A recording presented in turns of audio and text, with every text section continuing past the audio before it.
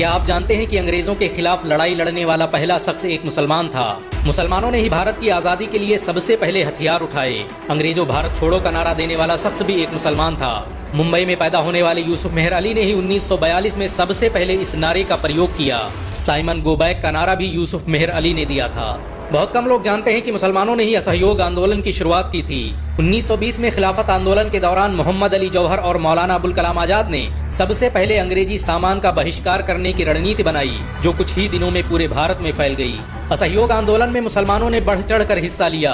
भारत के सबसे बड़े शुगर व्यापारी हाजी सबू सिद्दीक ने अपनी शुगर फैक्ट्री पूरी तरह बंद कर दी। ये फैक्ट्री इतनी बड़ी थी कि इसके द्वारा बनाई गई शुगर पूरे इंग्लैंड में इस्तेमाल की जाती थी। बहुत कम लोग जानते हैं कि बाटा कंपनी भी मुसलमानों की थी, जिसे असहयोग आंदोलन के दौरान एक अंग्रेज ने खरीद लिया था। मुसलमानों ने इस आंदोलन के समर्थन में अपना सब कुछ कुर्बान कर दिया। आपको ये जानकर शायद हैरानी हो कि भगत सिंह का केस लड़ने वाला शख्स भी एक मुसलमान था। बैरिस्टर आसिफ अली ने भगत सिंह का केस तब लड़ा जब कोई भगत सिंह का साथ देने को तैयार नहीं था। अगर शोभा सिंह ने भगत सिंह के खिलाफ गवाही न दी होती तो भगत सिंह फांसी के फंदे पर चढ़ने से बच जाते। इंकलाब जिंदाबाद का नारा देने वाले हसरत मोहानी भी एक मुसलमान थे।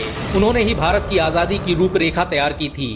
इतिहासकारों के मुताबिक 1857 में होने वाले विद्रोह में 50,000 से अधिक उलमाओं को फांसी दी गई और लाखों मुसलमान सरेआम कत्ल कर दिए गए।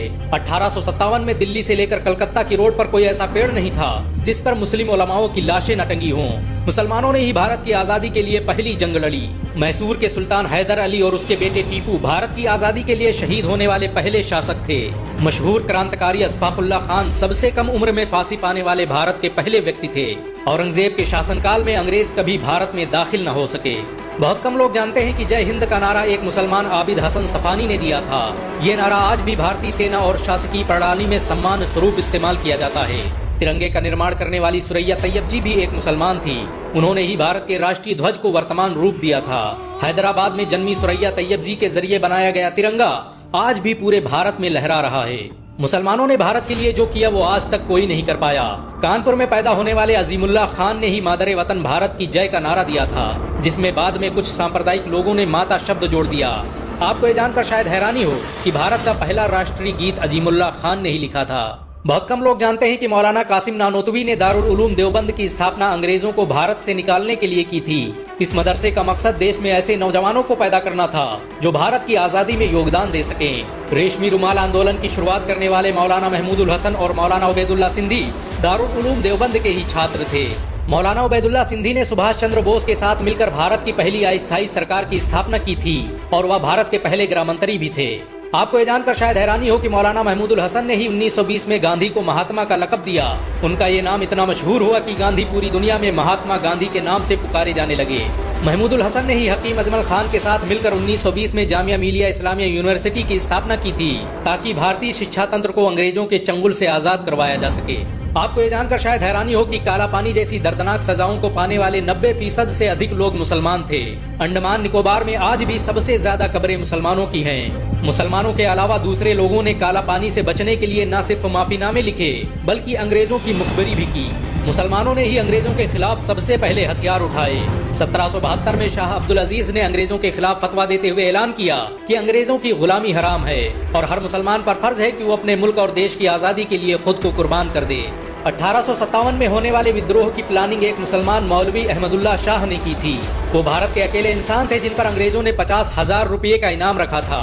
ये रकम इतनी बड़ी थी कि राजा जगन्नाथ ने पैसों की लालच में आकर अहमदुल्ला शाह अब्दाली की मुखबरी कर दी और अंग्रेजों ने उन्हें शहीद कर दिया। बहुत कम लोग जानते हैं कि 1857 में शहीद होने वाले 90% लोग मुसलमान थे। जालियांवाला बाग में जनरल डायर की गोलियों का निशाना बनने वाले अधिकतर लोग मुसलमान थे। भारत की आजादी का नेतृत्व करने वाले संगठन इंडियन नेशनल कांग्रेस के 9 से अधिक प्रेसिडेंट मुसलमान रहे। गांधी जी ने अफ्रीका में जहां वकालत की पढ़ाई की, वो कॉलेज भी एक भारतीय मुसलमान का था और वह जब भारत आए तो उन्होंने आजादी के लिए अली ब्रदर्स के साथ काम करना शुरू किया, जो कि मुसलमान थे। बहुत कम लोग जानते हैं कि 1921 में केरल के मुसलमानों द्वारा अंग्रेजों के खिलाफ लड़ी गई जंग में 3000 से अधिक मुसलमान शहीद हुए और 50,000 मुसलमानों को जेल में कैद कर दिया गया। ये आंदोलन मोपला मुस्लिम आंदोलन के नाम से जाना जाता है। 1942 में शुरू हुए भारत छोड़ो आंदोलन की रूपरेखा मौलाना अबुल कलाम आजाद ने तैयार की थी। संविधान निर्माता डॉक्टर भीमराव अंबेडकर को पहचान दिलाने में मुसलमानों का बड़ा योगदान रहा। 1946 में जब भीमराव अंबेडकर दलित होने की वजह से इलेक्शन हार गए तो बंगाल मुस्लिम लीग ने उन्हें मुस्लिम इलाकों से इलेक्शन लड़ने की दावत दी। इस तरह भीमराव अंबेडकर संविधान सभा का हिस्सा बन सके। अगर मुसलमान भीमराव अंबेडकर को इलेक्शन न जिताते तो उन्हें कभी भारत का संविधान लिखने का मौका न मिलता। भारत की आजादी के लिए सबसे ज्यादा लेख, शायरी, गीत और किताबें मुसलमानों ने ही लिखी। अल्लामा इकबाल के जरिए लिखा गया सारे जहां से अच्छा आज पूरे भारत में गाया जाता है। देश के लिए शहीद होने वाला पहला पत्रकार मौलाना मीर बाकर एक मुसलमान था। भारत की आजादी के लिए मुस्लिम राजाओं और महाराजाओं ने अपने खजाने खोल दिए। कोलकाता के हाजी उस्मान सईद ने अपना सब कुछ भारत की आजादी के लिए कुर्बान कर दिया।